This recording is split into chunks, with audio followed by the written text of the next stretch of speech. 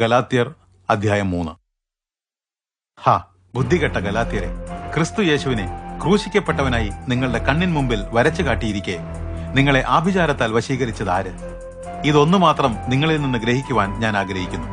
ന്യായപ്രമാണത്തിന്റെ പ്രവൃത്തിയാലോ വിശ്വാസത്തിന്റെ പ്രസംഗത്താലോ നിങ്ങൾക്ക് ആത്മാവ് ലഭിച്ചത്? നിങ്ങൾ ഇത്ര ബുദ്ധിശൂന്യരോ? ആത്മാവിനാൽ ആരംഭിച്ചിട്ട് ഇപ്പോൾ ജഡം കൊണ്ടോ പൂർത്തിയാക്കുന്നത്? നിങ്ങൾ ഇത്രയെല്ലാം കഷ്ടം സഹിച്ചത് വെറുതെ എന്നോ? ഇതെല്ലാം നിഷ്ഫല പ്രയത്നമെന്നോ?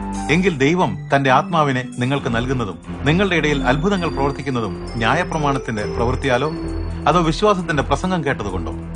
അബ്രഹാം ദൈവത്തിൽ വിശ്വസിച്ചു, അത് അദ്ദേഹത്തിന് നീതിയായി കണക്കിട്ടു എന്നുണ്ടല്ലോ. അതുകൊണ്ട് വിശ്വസിക്കുന്നവരത്രേ അബ്രഹാമിന്റെ മക്കൾ എന്നറിഞ്ഞുകൊള്ളുവിൻ.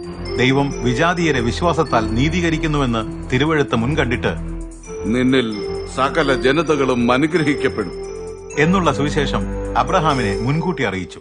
അങ്ങനെ വിശ്വാസികൾ വിശ്വാസിയായ അബ്രഹാമിനോടൊപ്പം അനുഗ്രഹിക്കപ്പെടുന്നു. എന്നാൽ ന്യായപ്രമാണത്തിന്റെ പ്രവൃത്തിയിൽ ആശ്രയിക്കുന്ന ഏതൊരുവനും ശാപത്തിന് കീഴിലാണ്. ന്യായപ്രമാണ പുസ്തകത്തിൽ എഴുതിയിരിക്കുന്നതെല്ലാം ചെയ്യുവാൻ തക്കവണ്ണം അതിൽ നിലനിൽക്കാത്ത ഏവനും ശാപഗ്രസ്തൻ എന്ന് എഴുതിയിരിക്കുന്നുവല്ലോ. ന്യായപ്രമാണത്താൽ ആരും ദൈവസന്നിധിയിൽ നീതീകരിക്കപ്പെടുകയില്ല എന്നത് സ്പഷ്ടം. നീതിമാൻ വിശ്വാസത്താൽ ജീവിക്കും എന്നുണ്ടല്ലോ. ന്യായപ്രമാണമോ വിശ്വാസത്തിൽ നിന്നല്ല ഉത്ഭവിക്കുന്നത്, അത് ചെയ്യുന്നവൻ അതിനാൽ ജീവിക്കും എന്നുണ്ടല്ലോ. മരത്തിന്മേൽ തൂങ്ങുന്ന ഏവനും ശപിക്കപ്പെട്ടവൻ എന്ന് എഴുതിയിരിക്കുന്നത് പോലെ ക്രിസ്തു നമുക്ക് വേണ്ടി ശാപമായി തീർന്നു.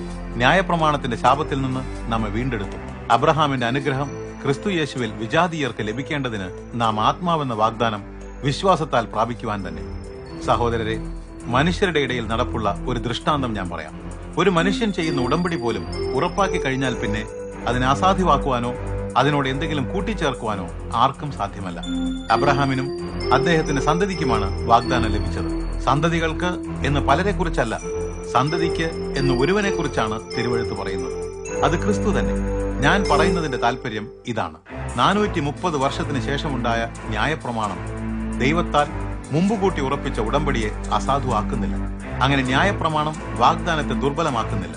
ന്യായപ്രമാണത്തിനാലാണ് അവകാശം ലഭിക്കുന്നതെങ്കിൽ അത് വാഗ്ദാനത്താലല്ല. എന്നാൽ ദൈവം ഒരു വാഗ്ദാനത്തിലൂടെയാണ് അബ്രഹാമിന് അവകാശം നൽകിയത്. എന്നാൽ ന്യായപ്രമാണം എന്തിന്? വാഗ്ദത്ത സന്തതി വരുന്നതുവരെ ലംഘനങ്ങൾ നിമിത്തം കൂട്ടിച്ചേർത്തതും ദൂതന്മാരിലൂടെ മധ്യസ്ഥന്റെ കയ്യിൽ ഏൽപ്പിച്ചതുമാണത്. ഒരുവൻ മാത്രമുള്ളപ്പോൾ മധ്യസ്ഥൻ ആവശ്യമില്ല, ദൈവമോ ഒരുവൻ മാത്രം. അപ്പോൾ ന്യായപ്രമാണം ദൈവത്തിന്റെ വാഗ്ദാനങ്ങൾക്ക് വിരുദ്ധമോ? ഒരിക്കലുമല്ല. ജീവൻ നൽകുവാൻ പര്യാപ്തമായ ഒരു ന്യായപ്രമാണം നൽകപ്പെട്ടിരുന്നുവെങ്കിൽ അതിലൂടെ നീതീകരണം ലഭിക്കുമായിരുന്നു. എന്നാൽ വിശ്വസിക്കുന്നവർക്ക് വാഗ്ദാനം യേശുക്രിസ്തുവിലെ വിശ്വാസം മൂലം ലഭിക്കേണ്ടതിന് തിരുവെഴുത്ത് സകലരെയും പാപത്തിന് കീഴിൽ അടച്ചുകളഞ്ഞു. വിശ്വാസം വരും മുമ്പേ വെളിപ്പെടുവാനിരുന്ന ആ വിശ്വാസത്തിന് വേണ്ടി നമ്മെ ന്യായപ്രമാണത്തിന് തടവിലടച്ച് സൂക്ഷിച്ചിരുന്നു.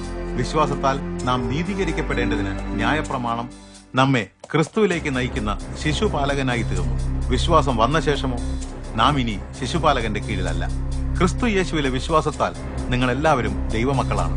ക്രിസ്തുവിലേക്ക് സ്നാനമേറ്റ നിങ്ങൾ എല്ലാവരും ക്രിസ്തുവിനെ ധരിച്ചിരിക്കുന്നുവല്ലോ.